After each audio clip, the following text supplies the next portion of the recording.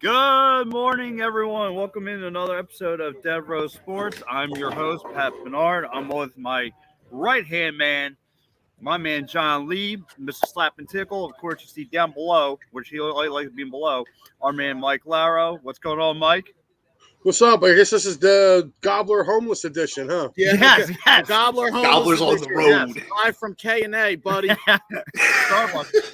And of course, during the show, 3-year anniversary for our man Austin Hamill. Austin, good morning. Now you can Good morning. He's Tuesday nights on the Attacking Third at 9 p.m. where he's usually talking video games with me on Thursday nights at 9 p.m. also. So, but look, guys, let's dive right into things. We got a red hot Phillies team that's been playing really, really well. What's your taste? Because my take from yesterday's game was very, very solid, very, very low scoring, and then that second half, man, the Phillies, the unsung hero of what's that kid's name?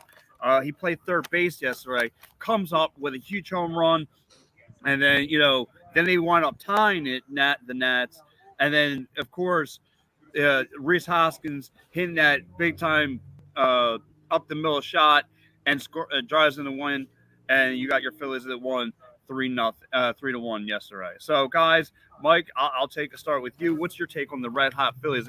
They've won 15 in the last 17 games. What's your take? They're beating up on the bad teams. Finally, the last couple of years, some of these teams that were underneath us, they would win a couple games. You know what I mean? We had our struggles with Florida. The Nats always seem to be a pain in the butt to us. So to go down there and out of the last 7, what's it going to be? 8 games, man? For them to only lose 1 game out of 8, that's pretty good going into today. And I'll tell you what, for much maligned as people have been talking about their defense, there were some great plays yesterday. Double Herrera made a great catch in center field yesterday, and kind of preserved it. Veerling also had a nice job yesterday. He's been red hot too, smacking a couple home runs. So you're starting to see now guys that we all used to kind of give them a side eye, like, oh, come on, man, this dude's coming to the plate. They're actually starting to produce some, and I love the kid. What the hell's his name? The one that hit the home run yesterday. Munoz. Munoz, yeah. That kid, like, everybody kind of like shrugged their shoulders and was like, who's this kid? And then all of a sudden, boom, he's already got a couple jacks. So, and listen, you got to give the Phillies bullpen minus a couple people. A couple guys. Like Sir Anthony's been on fire, dude. Like, that's your closer right now. You got to ride with him. Yeah, well, hand. and of course, our man Joe Sullivan, catch him tomorrow night at 6 p.m. on the Sully Squad with him and Diego and Euro Paul. What's up, fellas? Got to get a closer though, and we're going to get definitely high into that conversation into there. Happy Father's Day to you too, Joe. Our man Dave Arnold checking in from the past Fanatics. Catch him every Saturday morning at 9 p.m. Hey, fellas, happy Father's Day to you guys. I checked them out yesterday too, Pat, for the first time. The Patterson Avenue Fanatics. That was cool, man. They all gave us all a shout out, man. So definitely give them guys a watch, man. They were good. Yeah, those Patterson Avenue guys are awesome. Yeah. So, but Austin, I'll go with you. What's your take on this Phillies team? Honestly, it's proof that the offense is really picking up for minus defenders overall throughout this whole season. I've been saying it since we signed Schwarber and Castellanos. It's going to be minus defense, but it's going to be amazing baseball to watch. The back end isn't always going to be there, but if you can put up, sometimes 8-9 runs a game and the pitching can hold just enough, you're going to be able to win a ton of these games. And these were issues we were having for years, is the back end wasn't able to really carry their weight. And they're doing exactly that. And I'm loving everything that I'm seeing. Schwarber's hit 18 homers. Harper has 13. Like Schwarber has 18 bombs and he's batting like a 250 something. Like the dude's just, when he gets the bat on the ball, he's just crushing it. Harper's having another amazing year as always. It's been really good baseball to watch, and I'm on board for this whole season right now. Same, and you mentioned about the bullpen, still a little bit of a struggle though. But like I said, I've been watching this Phillies team, and like I said, I like what the bats are doing, and we've all raised the question last week of possibly moving on to Reese Hoskins, and to me, I don't want to do that. I don't want to move on from Reese at all. And here's Yeah, me why. neither. Because here goes, and here's why. Because you look at that bullpen. You look at those guys. You see JT Remuda struggling at the plate. You see Alec Bohm. He doesn't have the decent fundamentals of defense or base running. So that to me is a little scary. So like I want to keep Reese. I mean, this is like that 17 season where Reese is playing great baseball, and Nola's playing great on the plate at the mound, and then he put up 8 Ks yesterday. He only walked one guy. One guy only got one shot. I'm keeping Nola. And then by the way, if anybody is on County Line Road at Starbucks, come see me and my man Lee. We're up here. We're sitting here doing a live show from Starbucks. But I gotta get some love. But anyway, the Devereaux remote. Finally, I finally got it. I finally won. But anyway, Throw a buck in their empty cup if you see him out there. John, what's your take on all this Phillies? Oh man, it's just I'm just enjoying it. Like each day, it kind of reminds me of the 07 run type thing, and they're just, what can you say, they're just on fire right now. It just seems everything is just clicking, and it seems the more and more that they win these comeback games, the more confidence the whole team is getting. They're just everything's clicking right now. There's and it's just enjoyable to actually have some decent baseball, because a couple of weeks ago we were like, fuck, this team's dead. Yeah. And I see Joe Sullivan saying JT's a problem now. He's going to sit twice a week. Hey, look, you have to. He's not swinging the ball well at all. And again, he could get some walks, he can steal, but he's not producing for you at all. Yeah, but you know what, Pat? A lot of people are really forgetting. JT's taking a lot of heat, and some of it's deserving. Like that error he made a week ago. Yeah, that, and dropping the ball when he was at first. But a lot of people don't realize either is too. He's also coming off a leg injury, and the leg injury he had was pretty severe last year. You know what I mean? So it may take him up until the All-Star game for him, or the midway point of the season, before that leg's actually feeling right again. You know what I mean? And not to make excuses for the guy, but the guy's been clutch. He's not going to stay like this. You know what I mean? I agree to an extent. He's been clutch, but like I said, the struggles though with JT has been bad. Just because we're playing so hot and we want everyone to play hot, and this is the time to start getting it hitting.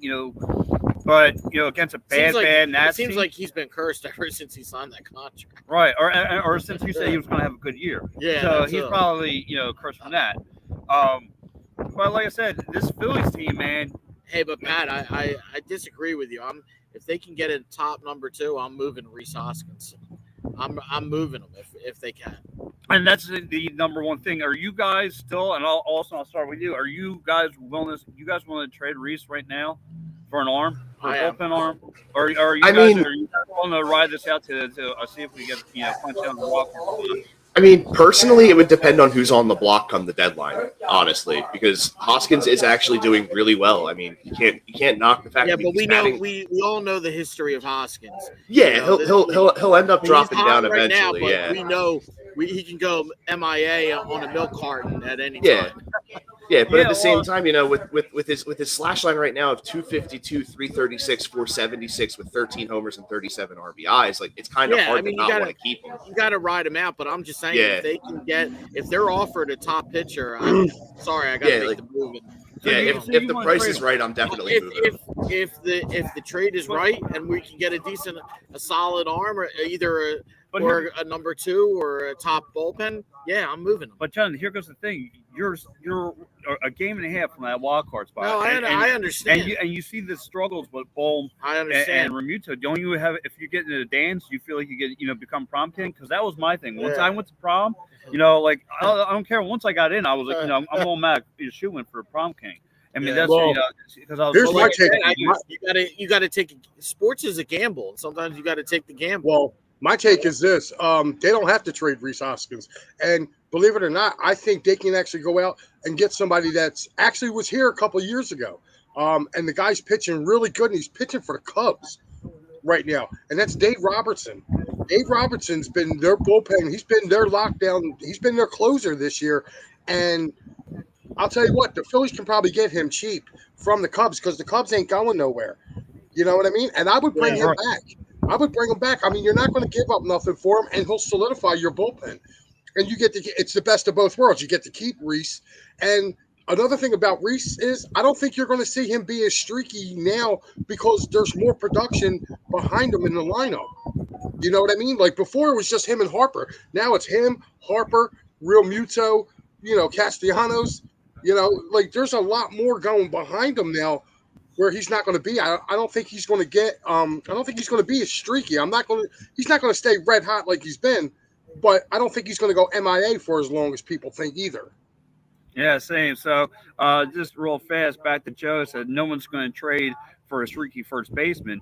Yeah, he right. No one's going to give their top of the line echelon pitcher, but if he's playing red hot, and if he can help some team wanting to rebuild, maybe. But like you said, I'm in the favor of not wanting to trade this guy. And by the way, happy Father's Day to our man Al Safiri checking in saying happy Father's Day to us. Catch him Edge of Philly Sports 9:30 on Wednesday nights. And me and Al, I'm going to be on EOP this week, so I can't wait to do that and catch up with Al. But anyway, like I said, no one's willing to give up Reese right now for an arm, there's no arms to give up right now. It's too early in the season. Nobody's going to give. You have to go get a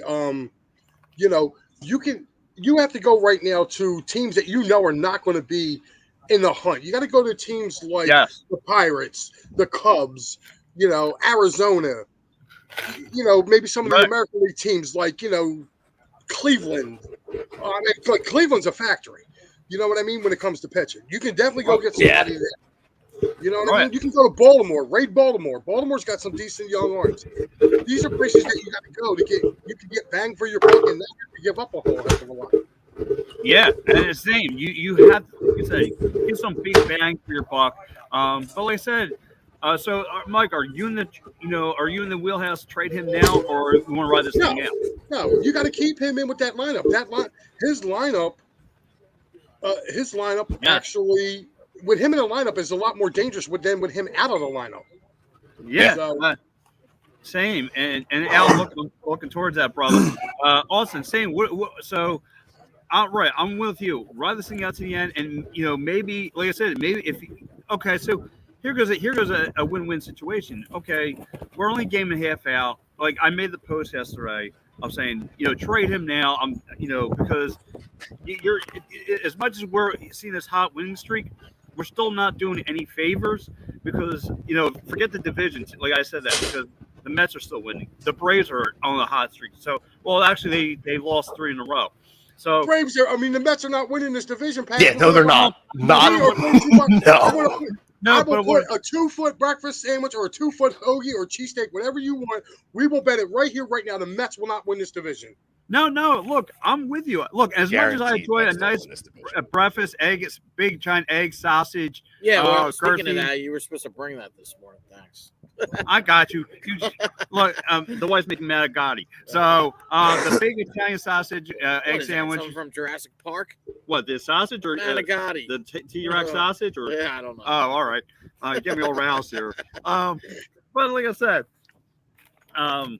you lost my train of thought here. No, I'm kidding. Yeah, see that you start talking about big meat, and all of a sudden packets all flustered. I know. Yeah. We saw that happen on Thursday. Big meat and big sausage. Yes, I know. That was a big sausage. I forget. No, wait. Stop touching my leg. That's not the mouse you're pushing. But anyway, make sure you guys stop by that Starbucks up there and go. Yeah, please. Help out the show. Definitely fits Pat's agenda. Yeah, Starbucks. But anyway, back to the Phillies. Let's get back on the rails here, fellas. Like I said, Joe. Like I said, I'm with you, Mike. Look, it's a win-win situation. You ride this out. If you get into the postseason with this team, and Reese is playing hot there, and like if you're first round, his value is only going to go up. Pat, I said this to you a week ago. Yes, you did. I said, don't be surprised. I said if you see the New York Mets not even make the postseason. Yeah, but the thing is, you still got to worry about the Cardinals and the Brewers. All that's going to listen. I'm not worried about the Padres because they choke every year. Milwaukee's a team. Milwaukee, the Phillies already shown that they can play with them. No, I know that, but Yeah. Milwaukee's a decent team. So you They still are. gotta They watch are. out. But, I mean, You still if got to you look watch out for them. You can't just write them off. I would say I agree with you there, John, and that's not often that we agree. But Milwaukee is good. Yeah. Dude, the surprise team that honestly I would be a little more worried about in the National League is really kind of creeping up there, and it's yeah. Sorry, Stevie. Yeah, my boy walks in. That's my boy Steve from up in New England. You walk right in, and you had to hear about Pat and his love of sausage. Yeah, He's a and homo. I like your guy Steve from the B Town area. Yeah, Steve, you walked in the wrong time. It's like want to use the bathroom when your brother's in the shower. Okay, it's just the wrong time. But anyway, getting back to that, Yeah. National League, man, like the Cardinals, I think are going to be there too until the end. Cardinals are playing really good ball, but again, like I said, we got 6 games against them. So, I look at it like that, man. Like it's all going to play itself out. I'm not worried about the Padres. I'm really not. Like they are really staking all their stuff on the return of their rookie out there, the one that they had. I forget Tatis. So they're basing it on that. I'm not worried about them. I'm more worried about the Dodgers and the Giants. The Giants are a team that scares the hell out of me. Yeah, and like I said, you just have to, like I said, we can do this. This is still, the way this team is playing under Rob Thompson, you can win this. It's there for the taking. You just got to continue to play your hot baseball. Now, like I said, you're not going to play.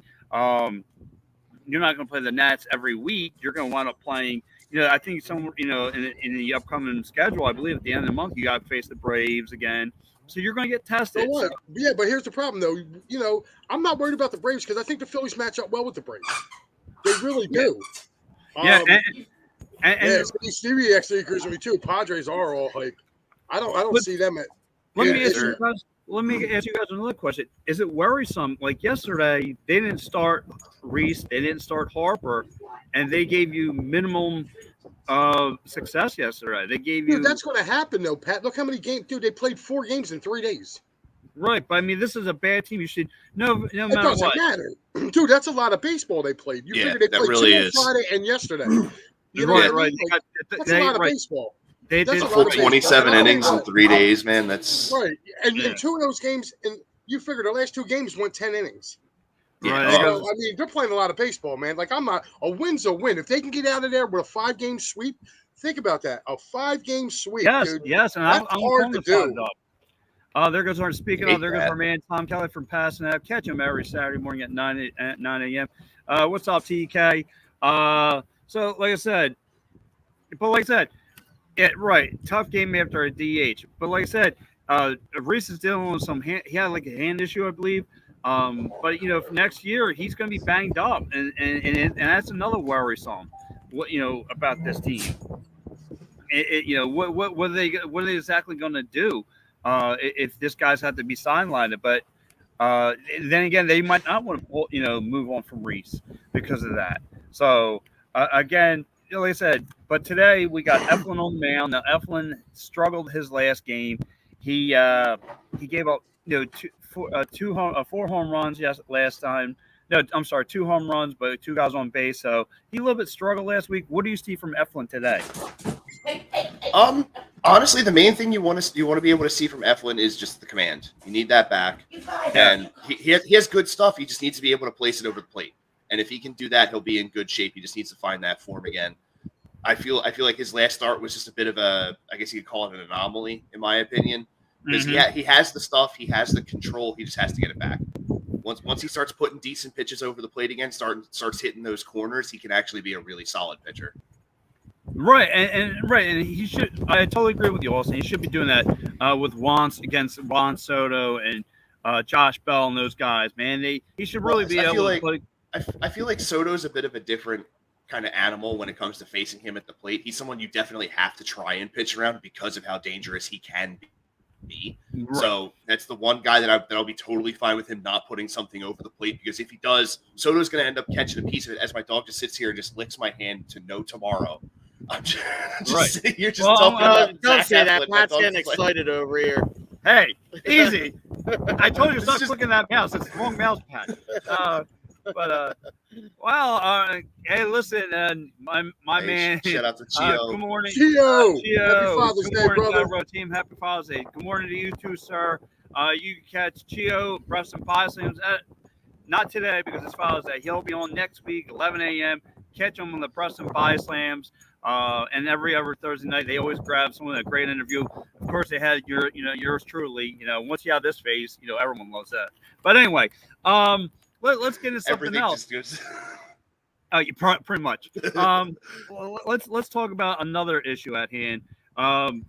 Let's talk about the Stanley Cup Finals from last night. What did you guys see? I mean, last time I saw, and yes, Bro. Mike, I'm going to get into that. Yesterday, I saw a murder on the ice last night. Colorado Avs, man, they put up a TD. Now, let me ask you guys a two-part question: is this a new dynasty in the making, or is this a decoy that Tampa Bay, just like they did with the Rangers? Is this all decoy, and they're going to come back Game 3 and Game 4 and figure out? This series is over, fellas. Avalanche are sweeping. Shut up, John. I am guaranteeing Shut up, John. Avalanche is sweeping them out. The series is done. I'm telling you, watch. John. I'm telling you, watch. It's over. I'm telling you, the Avalanche have won this series. Now Tampa's going to go win 4 straight, John. I hope you're happy. I'm telling you, I'm guaranteeing it. Oh no! Wow, and here goes Joseph. The Avs look like the '80s Oilers team. Wow, they really do. The way they're using the puck is just amazing. Pat, what did I tell you last week, bro? You were hyping up this Tampa team, and I was like, dude, they're going down. They have not seen a team like the Avs, dude. Yeah, the Avalanche aren't losing this. I got the Avs winning 4-1. I actually put a bet down on it. Sweet. I got them 4-1. Tampa's going to win a game, dude. John, stop. Tampa's going to win a game. Tampa's going to win. They may win at least 2. You want to bet a cheesesteak? Yeah, you're on. Mike's going to get full over here. All right, cheesesteak. Mike's going to get all right, so that means, hold on, just to get this right. You're saying Colorado's got a sweep, right? Yeah, sweep. All right, so that means if Tampa wins one game, you're buying a cheesesteak. Yes. Get out the all right, broom. cool. Mike's got an egg scrambled sandwich coming on. He's got he's 0-1 to me. Yeah. Oh well, there's always good time. There's always good time. Well, so Joe's right there with you, Mike. Tampa takes Game 3. Dude, listen, Tampa's not going to go away, but no, yeah, they're not going to fold. They're going to win a couple games just because of the energy that's going to be in their building. Yeah, I can see them winning 1, maybe 2. Like I said, I put a bet down. I got them winning 4-3, 4-2. Like I put bets down on both because I thought it was going to go. At first, I thought 7, and then I was kind of like, maybe not. But it's been really fun hockey to watch, man. Tampa. Yeah. Oh my God. Last night was just. I think that was an anomaly. Right. To be honest with you. Yeah. I mean, the Avs are good, but they're not as good, and I don't think Tampa is as bad as they played last night. Well, so that's what I'm saying. It's going to even out. Here's a fun fact. I was watching the game last night, and they put up a little thing under the scoreboard. Colorado's undefeated on the road these playoffs. They are 7-0 on the road. They are 6-2 at home. So I feel like Tampa sort of lost their chance to maybe possibly win a game in this series because of the fact that Colorado has those 2 losses at home. It's very possible that there's a sweep, but I still see Colorado winning in 6. I have Colorado in 6. I agree with you there. Also, and Stanley Cup. I think Stanley Cup MVP is you guys are probably gonna blow up on this. Val Nichushkin, really, Cup MVP. Yes, he played well yesterday. He's been playing on fire. It's either him or Cale Makar. Hold on, but I'll give you one thing though.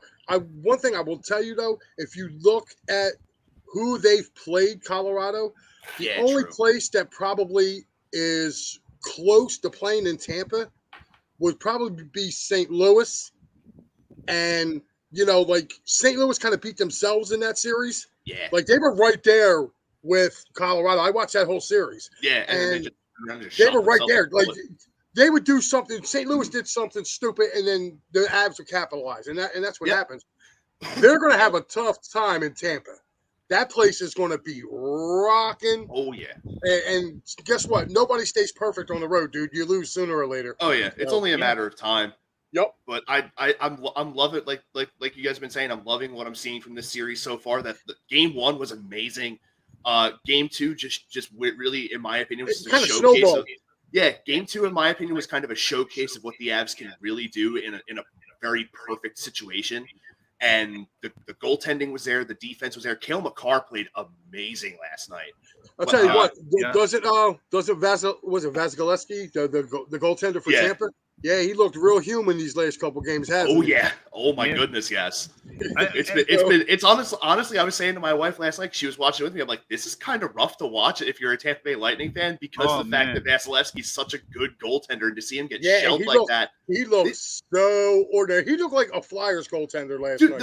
the fact they didn't pull him after 4 was just surprising to me. He got hung out to dry yesterday. Big what I time. mean? I thought that too. Like his I- defense hung him out too, bro. Yeah, Yeah, like Hedman looked like a shell of himself last night. that Right? looked like He's that a really looked like the old staunch defender. Flyers. That looked like the old Flyers way. You know what I mean? But like, here goes the thing. Like you said,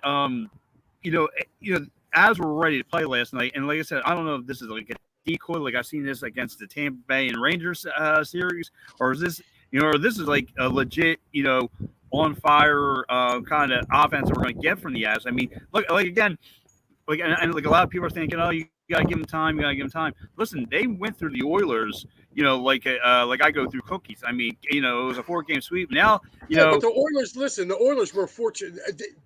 The Oilers got lucky getting there. Yes, they were lucky. They should have never beat. They should never beat Calgary. Never. They got lucky.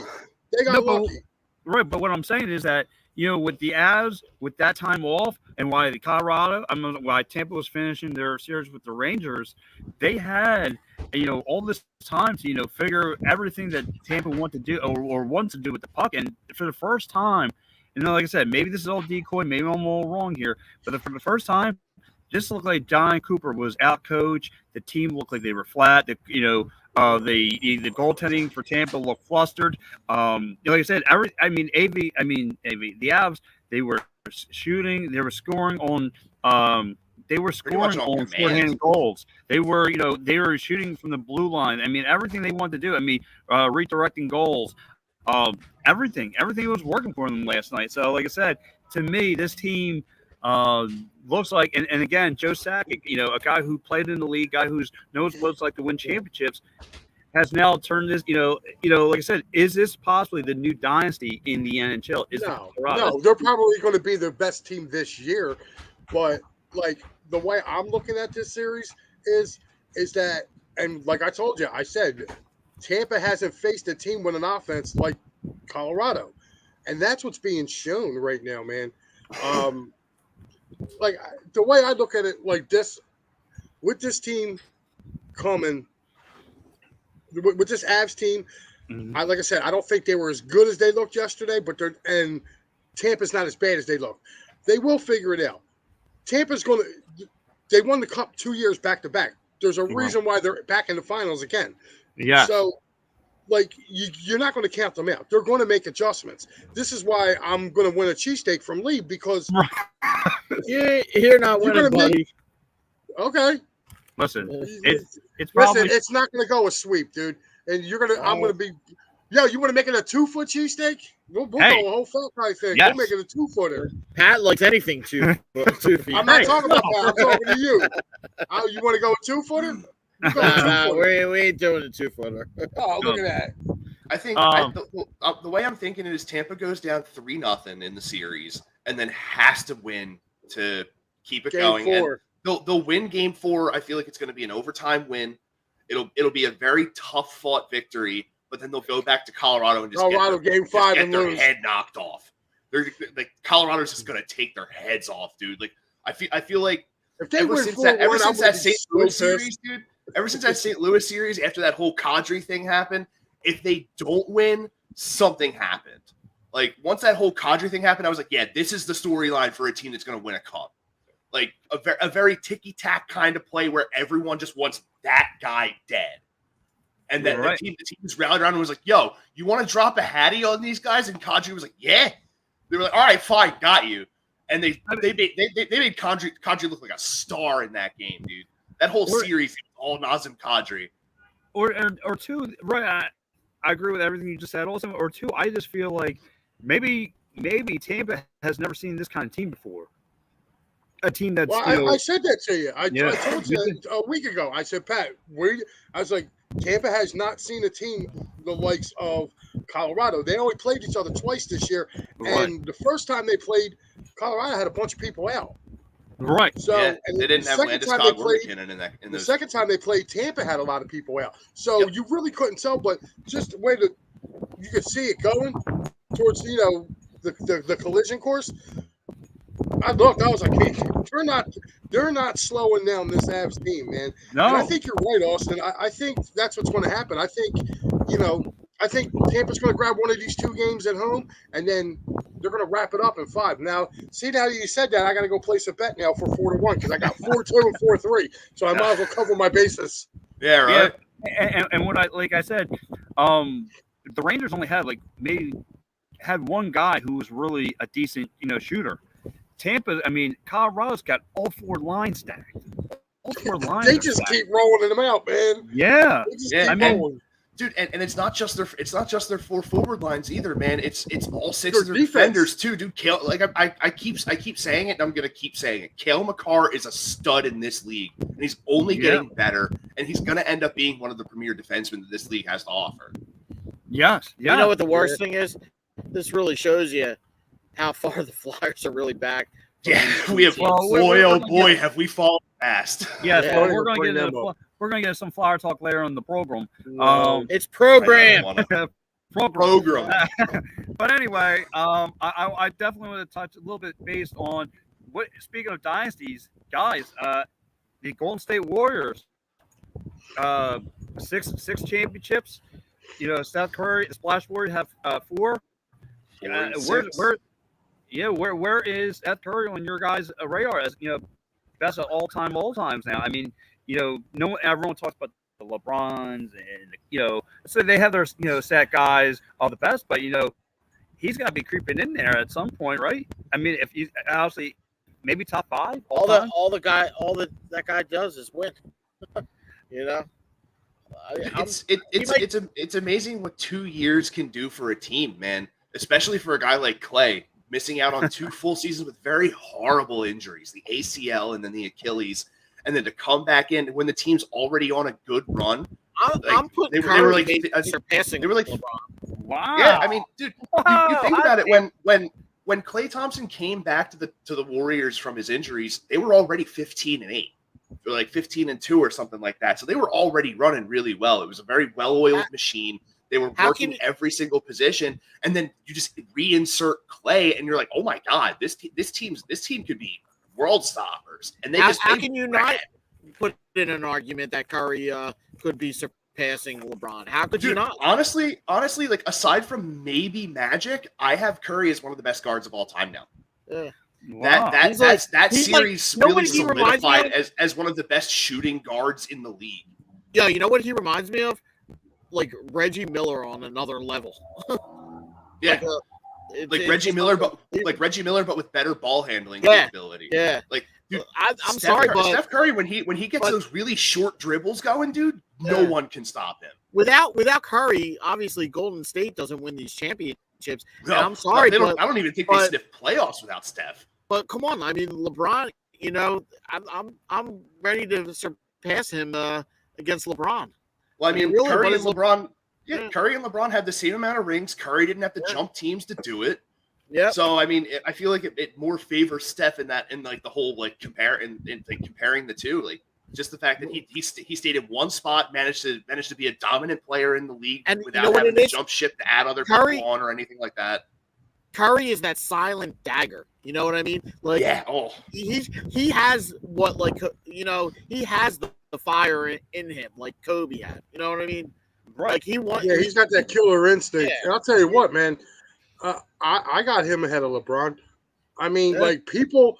Here's the thing. Hey, 2 for LeBron, 2, Mike. We agree on 2 things today. Wow. But be careful. You guys might get rained on out at your. I don't know. It's because I'm here. Right. But, no, the reason why I agree with John is this. LeBron had to jump around and go from team to team to team and bring people with him. Dude, Steph just stayed there. People wanted to come there. Yeah. You know what I mean? Like Kevin Durant left Oklahoma City and went to, Golden State. to win his championship. So no, I put him. He's dead. Does he have a seat at the table? Yeah, Joe's right. He's got a seat at the main table. I think LeBron's got to get pushed off to the kiddie table though. Yeah. Here goes one from our man, Steve from B-Town. Steph is a top 5. LeBron needs to move into the 4 team. You're right, like you were just saying. So like I said, a guy with 4 rings, and like you said, he stay there. And to your point, like you're talking about KD. KD lost to him in a playoff round, and then showed his wrestling heel colors by going and joining that squad. Oh, you want to hear the best one? Dude, LeBron's talking about he wants to either go back to Miami, or go to Golden State. Right. Go back to Miami, play with Jimmy Butler, and have the two of them argue about who Dude, should hold the ball in the final coexist. seconds. They would not. They would not. I don't want to see LeBron in Golden State at all. I like the 3 they have there in Steph, Clay, and Draymond. It's an amazing dynamic, the 3 of them. Every other piece around them is just supplemental, and they work. Like LeBron, you have to have LeBron, star 2, star 3.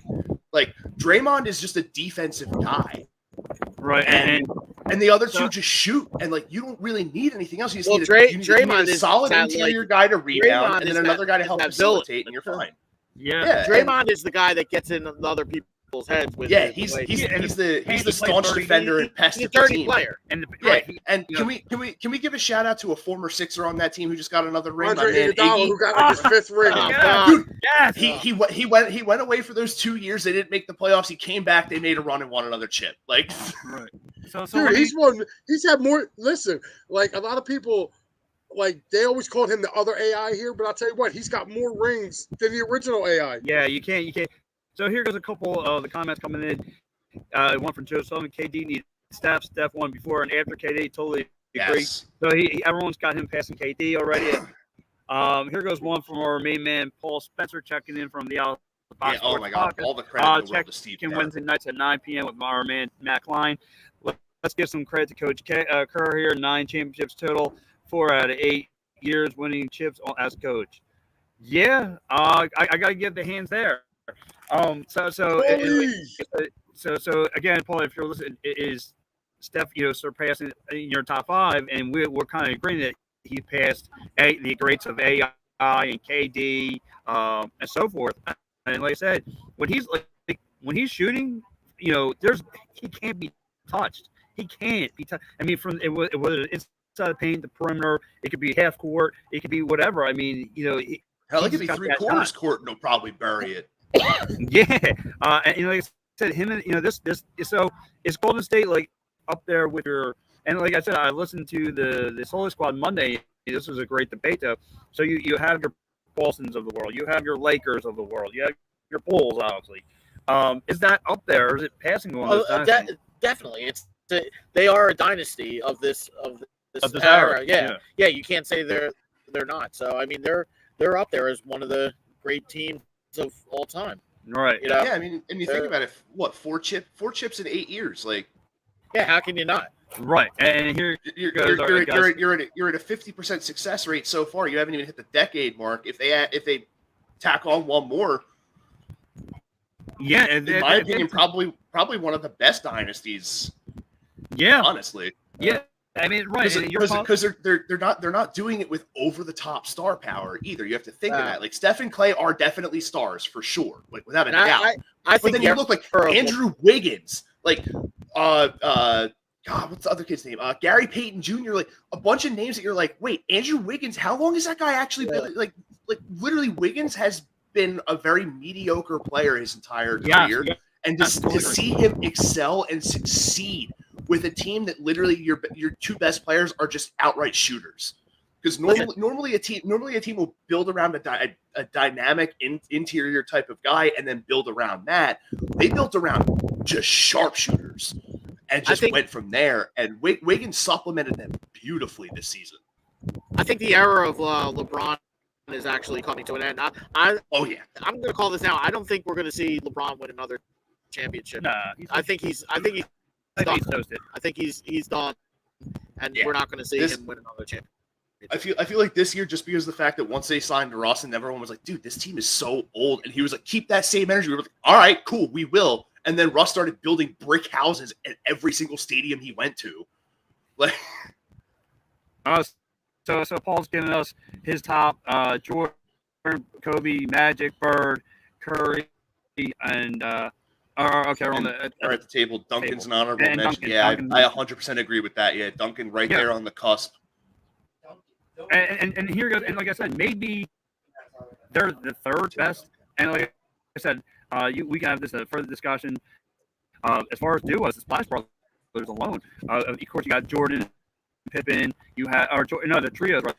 Jordan, Pippen, and Rodman. You had Shaq and Shaq and You're Kobe. breaking up, dude.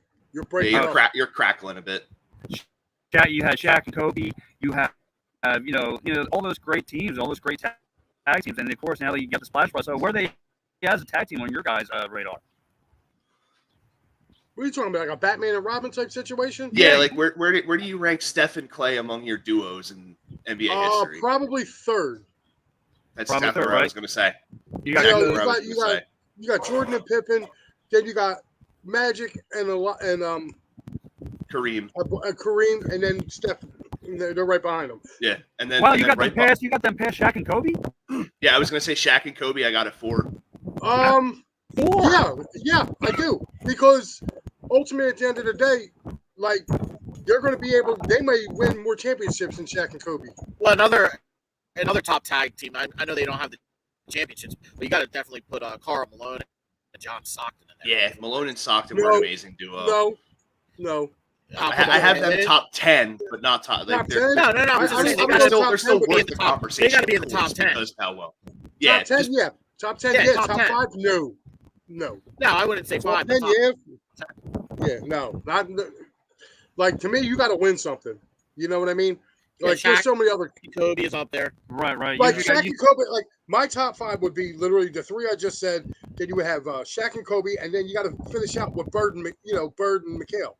Yeah. They want that, you know what I mean? So that right there would be my top 5. Wow, no love for Evan Turner and Spencer Hawes. Wow. Who? How about Iverson and Aaron McKee? No, I'm talking about Allen Iverson and Eric Snow, dude. I'm talking about the dynasty of the tank. I'm talking about Spencer Hawes and Evan Turner. Yeah. But anyway, listen, one more we got to get into. And Mike, you and I talked about this on Thursday. I want to get Austin. Austin gave me a great article to write up on the Deborah Sports Post. You can check that out. Guys, we have a new coach in town. Me and Mike are ready to put our heads through the table here. A lot of people have called me an idiot and all this other stuff. But what else is that surprising? No. But all these Flyers sheep who came out and to defend, who don't know hockey. I'm going to put it like this: you guys don't know hockey because you guys are coming up and saying, "Oh well, he's going to sit there and scream at players. He's going to yell at the media. He's going to get in people's faces, and he's going to light fires and all this blah blah." What do you think AV's job was when we brought him in here? What do you think AV's job was? He was to light fire and do all the things that we've talked about. Okay, where did that get him? Where did that get him? That got him fired. He got him to a second round playoff game and then got canned because nobody wanted to listen because these players are too soft. And it goes further than the coaching. Yeah, I said this, and I'll say it a million times. You have Wayne Gretzky coaching this team. It wouldn't matter because it's the talent. I mean, you saw after we got rid of AV, they thought that problem was going to be fixed. No, because why you had this goofball named Mike Yell and coach, and guess what? He lost a 13-game losing streak, and guess what? He still had a job. It doesn't matter who's in there right now. They don't have any players. Right. Speaking of checking them from YouTube, is the Out Sports Podcast. Listen. Happy Father's Day. Happy Father's Day to you too, Out Sports Podcast, and check out their network. Great shows. Love them. Listen, the Flyers, it doesn't matter who's the coach right now. We have no talent on this team. Bingo. There's no players. Bingo. Slap me on the Kanish. Bingo. We could put you in there. Right, and I'm an idiot. But, Mike, go ahead, Mike. Give me your feedback on this. You know my feelings about Tortorella. I think he's a blowhard. Yes. Mike, it's so fun because, about like a month ago, we went over and said, how about, this, that, and the third for a head coach, and we've circled with a big green marker said no to this guy. And what did the Flyers do? Bring him in. Because Well, you know here's what? the thing. Go ahead. Yeah. I watched this press conference because I really wanted to see what he was going to say. Now, one thing I do like that I heard from Tortorella, he's not my coach. I already told you that. I don't like him. I felt like, again, you're bringing in a guy who, the guy you just let go, that guy beat him in a Stanley Cup to win the Stanley Cup final. So to me, that's not making any sense. You're getting rid of one coach to bring in a coach who wasn't as good. Right. One thing I'm hearing that I'm hearing from former Flyers who played for him is that he will hold the players accountable. That I like, because I feel like the Flyers haven't held their guys accountable. So if he's going to come in and do that, yes. Also, what I heard out of his own mouth is defense. The very first thing he said was, we got to put people in front of Carter.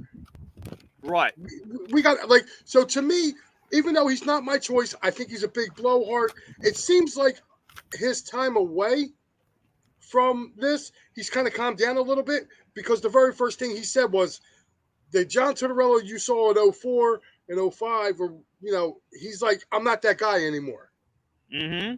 Like, that was the first thing he said. So that was kind of the reason I was turned off from him, because I was thinking you were getting the same dude who's a blowhard and this and that. Maybe he did take a step back. I'm willing to give the dude a chance. After watching this press conference, he wasn't my first choice, but I'm going to give him a chance, because he's actually identifying the things that we as fans are watching and seeing and know what's wrong with this team. He's identifying as, there's a problem there. And I'm here to get to work and help fix it.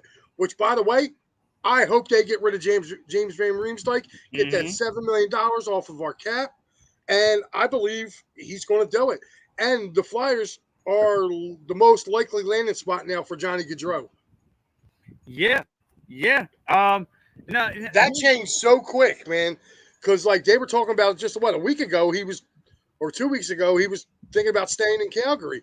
Now they haven't even offered him a contract. Wow. Go ahead, Austin. Give us your feedback on all this. All right, where do I begin? Where do I? From Twitch. Again, thank you, Paul. And like I said, great show on Wednesday nights at 9 p.m. Go ahead. Awesome. All right, where do I? Just like Mike said, Torts is. No, I'm not. Okay. No one wants to see what's under this, so let's just not. Oh, okay. Although my weight loss has been pretty good, I'm not saying I'm gross, but I'm just not. Just like Mike said, Torts always has been and always will be an absolute blowhard. My wife keeps asking random questions about a word that I say in a sentence. You're right. Tortorella is, like Mike said, absolute blowhard. If you looked on Twitter after the signing was announced, guys like Brandon Dubinsky, Matt Barnaby, a bunch of guys that used to play under Tortorella at some point during their career were all like, prayers up for Philly. No. Because Dubinsky literally was like, I want, they brought in Tortorella and he was like, I don't want to be here anymore. Foligno left. Atkinson left. Bobrovsky left. Yeah. These are guys that played under Tortorella and within 2 years were gone. This guy, like I said, if you read my rant on the Devereaux Sports Facebook page, he's a good coach. I'm not going to lie. His accolades speak for themselves. His record speaks for itself. But his attitude is not what you want to see for a team that is trying to develop. He's a guy who really gets on people's asses, and I love that. But this team is young. That could ruin confidence. Look at what AV did. Look at what AV did with Carter Hart. Another blowhard type of coach who had amazing success 5-6 years ago, who ruined confidence in an amazing young player, and the kid's still trying to get himself back. Well, that was the one thing I liked, Austin, that he said in his press conference was, he said, he said we have a gem here in Carter Hart. Like that was the first thing he said. He goes, we got to put a defense in front of him. He said, he's like, you're wondering why his confidence is shaking. He goes, look at the defense in front of him. Like, I'm sorry, but guys like Ryan Ellis got to play this year. If this dude ain't going to play, get out. Yeah, serious. Like, Provorov, dude, you're a defenseman. Start playing. Like, that's one thing I kind of took out, and I even said this to you, Pat. Tortorella's teams notorious have been very good defensively. Right. But the best of the best was Barry Trotz. Unfortunately, he turned down our offer because he didn't want to stay in this division anymore. So, it is what it is. And plus, he had more say in personnel in Winnipeg. Yeah, well, and here goes a caveat. So, like, I heard rumors that he didn't want to come here. Like, I hear Barry Trotz turned down the job. He didn't want to come here, and you can't blame a guy. He wants to go to a winning culture or what he feels to be a winning culture. And I don't know what what's so great in Winnipeg, but maybe dude. Listen, you know why he went to Winnipeg? He got more money and he got control over. Yeah, but he got final say in his roster. Yeah, being given the autonomy on the way the roster is built is going to be big for any head coach nowadays. Listen, me being a Flyers fan, I would go to Winnipeg if I had a chance to pick their roster and make more money. And that's all it was. I like build around guys like Wheeler and Scheifele. I thought Cassidy would have been a good pick to come here too. Cassidy would have been really good for here. What I heard is that the Flyers had, we're going to make him the richest coach in the NHL, and he still turned it down. So I mean, again, understandably so. I understand. Because he still had to answer to Fletcher. That's why he was like, no, I can go here, make a little bit less. Actually, he got more money from Winnipeg than he got with the Flyers. He got more money up there, and he got final say in his roster. So, in other words, he can go to the GM and go, dude, I don't want this guy. Get rid of him. Right. Yeah. Get rid of him. Yeah, and to your point, though, like, I was watching the Outbox Sports last night. I was watching Rob Peffner, does a great job at 8 p.m. And I was watching him, and he was talking about how excited he was to get Cassidy in there from Boston. And I said, dude, that's a great move for you guys. I said, I'm sorry, but we're stuck with a clown, and people don't think so. He is. So look, to me, like, and they asked him right in the press conference. First of all, he's talking about culture and all the things that you want to hear about the emblem and how he would love to coach for the Flyers because when he had that run in 2004, how he would love to. He tells you everything you want to hear, which is all grime and gravy. But to me, the Flyers had the fourth worst record in the league last year. But the caveat, though, the one plus I'll give him is that Cam Atkinson played his best hockey underneath John Tortorella. Right. So did Kevin Hayes. So did Kevin Hayes. So maybe that could be a two-hit combo. But like you said, if they can make some deals in the offseason and get some, like you get Johnny Hockey in here and and whatever they choose to do with that fifth-round pick, that's coming up here. The fifth overall. Number 5, yeah. Overall, what they do with that is all depends. Now, listen, I'm going to ask you this, guys. I've heard all the talk about it. People are already checked out on Carter Hart, and to me, and I explained to you, Mike, how can you be out on a guy? It's just like a quarterback with a new offensive line. The kid never had a really solid defensive line in front of him. He never had a line in front of him to protect him. That's like, again, you saw it last night where, Tampa Bay laid flat and, his goaltender was hung out to dry. And that, to me, like Carter Hart, it's always hung out to dry. It's been a deficiency of this team, and they never really. Right. And this is where you got to give. This is, like I said, I don't like Tortorella. I have my reasons. We all agree he's a blowhard. But you got to give the guy credit. The guy looked, the very first thing he said in his press conference is we got to put a better defense in front of Carter. He goes, the kid is 23 years old. He's like, you don't give up on a 23-year-old stud goaltender. So he came in with that knowing already. So, and you got to think about something. He did have Bobrovsky, but Bobrovsky didn't leave there because of Tortorella. Bobrovsky left because Florida gave him a boatload of cash. Yeah, Florida really did open the vault. Yeah, so like, I don't want to hear all that. And when guys leaving like Foligno and Rick Nash and all these other guys, that wasn't Tortorella's call. That was Rick Nash was more. It was just his time. Foligno, they wanted a fresh face to captain the team. But like they're like guys like Brandon Dubinsky and those kinds of guys, like the guys who were more like I guess you could say like supporting roles on the team.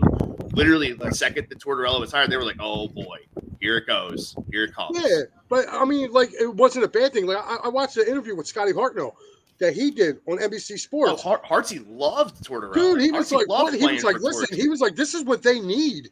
He goes, you know, and the best part about it is, he said, guys that are going to benefit from this are guys like, you know, Rustline and Ristolainen, yeah. TK, Morgan Frost. Hopefully they leave that kid up here this year. Please. I would love. But, you Please know- leave Morgan Frost up. He's gonna Yes. be good.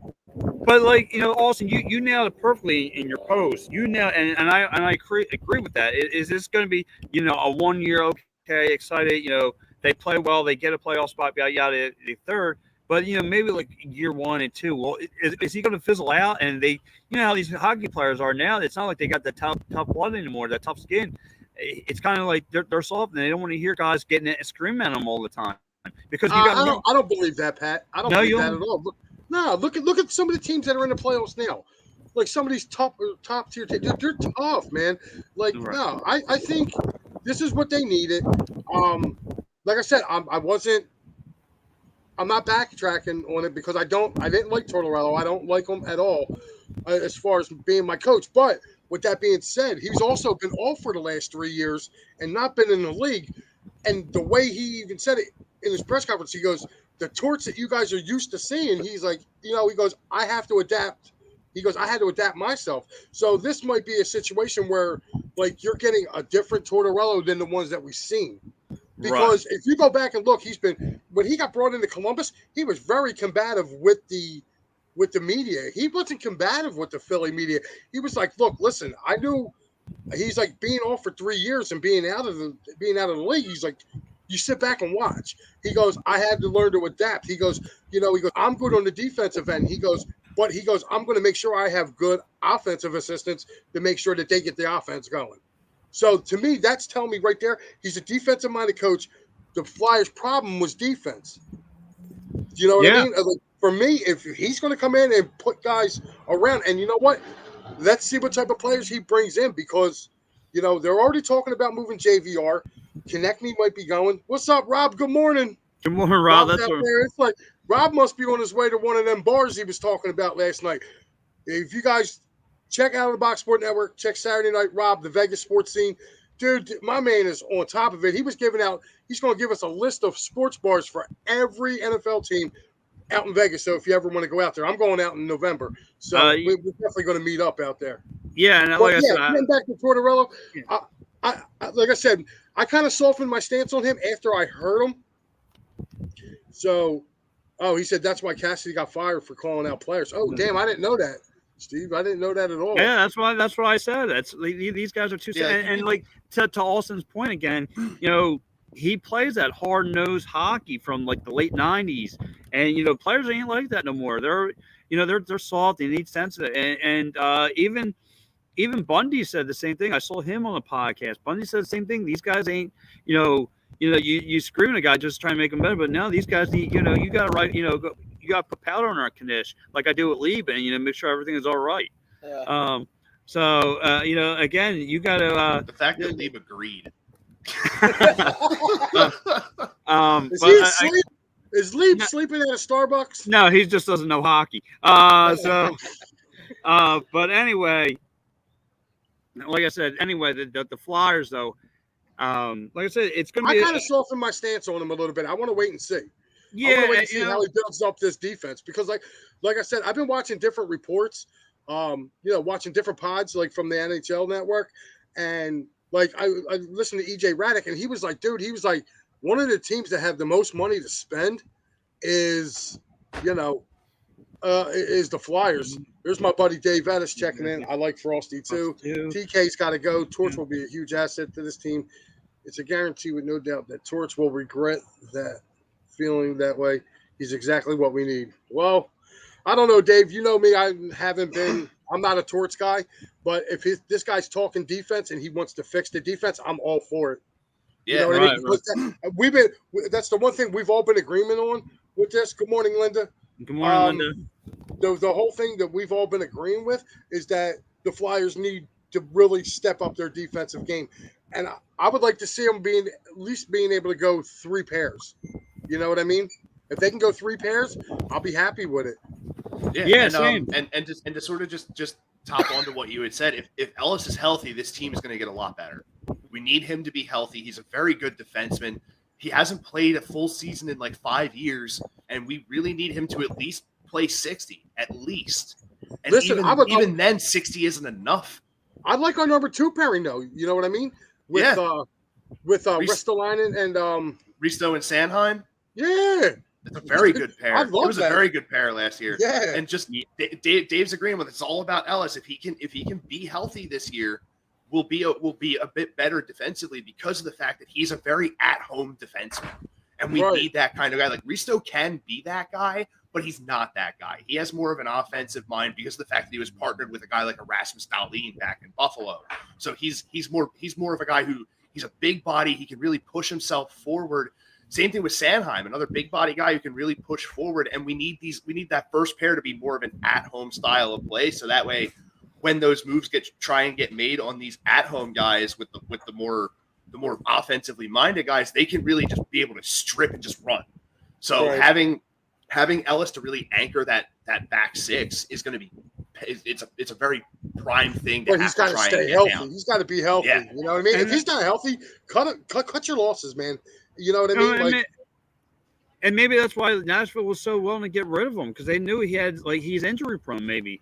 And that's they were trying to get on. They were trying to get on their salary cap. They did a lot of salary cap dumping last year.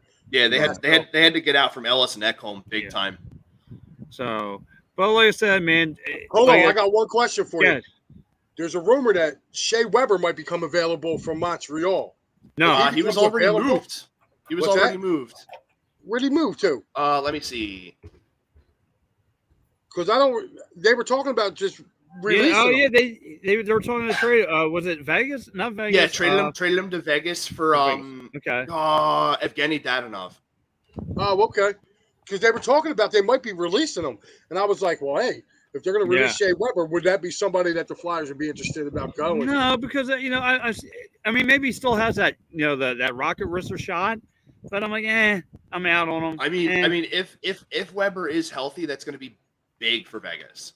Yeah, because having a guy who could basically just shatter another man with a slapper from up top, dude. Who's the other guy too? PJ Subban too. They were talking about him too. Yeah, PK Subban. Being a free agent too. Yeah, he's on the free agent market. He doesn't want to go back to the Devs, unfortunately. Yeah. He's on the free agent market. Drew's back on the free agent market. Bergeron's going to be on the free agent market. That's who I want the Flyers to pick up. Bergeron. Yes. If there's rumor floating around that he might actually hang it up. Really? Wow. Yes. Out of all the guys that are out there right now, everybody was going to Goudreau is going to be a bidding war, but Bergeron, if you could talk him into coming here, take him in a heartbeat. Dude, if he comes here, there's your captain right there. Yeah, there's your captain right there, man. And you think Bergeron really succeeded with a coach almost like a Tortorella in a Bruce Cassidy.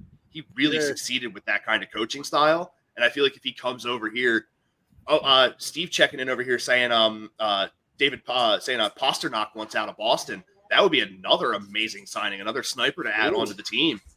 Really? And that's crazy that Pasternak wants out because he's loved there. Wow, you're right. And so, I don't care. Maybe listen. My favorite guy on the Bruins is their defenseman McAvoy. Yeah, Charlie McAvoy. Oh, I want amazing. him. I want him in a Flyers uniform. Stud. That dude's a beast. No. Yeah, listen. I don't want Marchand though. No, not at all. So listen, Marchand's one of those guys you hate him, but you gotta love to hate him. Right. Ken's trying to cut us off. He got to run. No. Yeah. He's getting kicked out of the remote. We're getting kicked out. Like, you guys got to go. You can't get leaves nudging me over here. Yeah. Come on, man. Come on. No. Look, we could talk this all day. I would love to, but we got my host wife here, I guess you would call her. But anyways, look, this has been a great conversation again. Austin, thank you for chiming in today. It's Austin's 3rd-year anniversary with Devereaux Sports. Like I said, check them out Tuesdays at 9 p.m.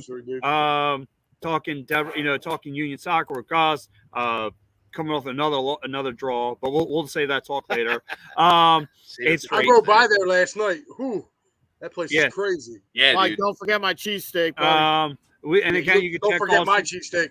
Right, you can check Hey, Austin. Pat, are we still doing the Devro get together next week? Yes, we are. Well, I'm about to get into that program stuff. And we again check Austin out again on Thursday nights with me, him, and Tony Yang. We talk throwback video games, and of course our man Mike here. Check him out Thursday nights at 8 p.m. talking 4-4 Big Mike. Again, I love being on the show when Rocker Room Sportcast. Check me out of the box. Yes. Very good and again, big stuff coming to Devro Sports on the upcoming week. It looks like some big things are happening. Anyway, for me, the Slap and Tickle, John Lee, our man Mike Lauro, our man Austin Hammett, guys, thank you for everyone chiming in. Happy Father's Day, and for everyone who celebrates Juneteenth, enjoy, and everyone, see you later. Happy Father's Day. Happy Father's Day.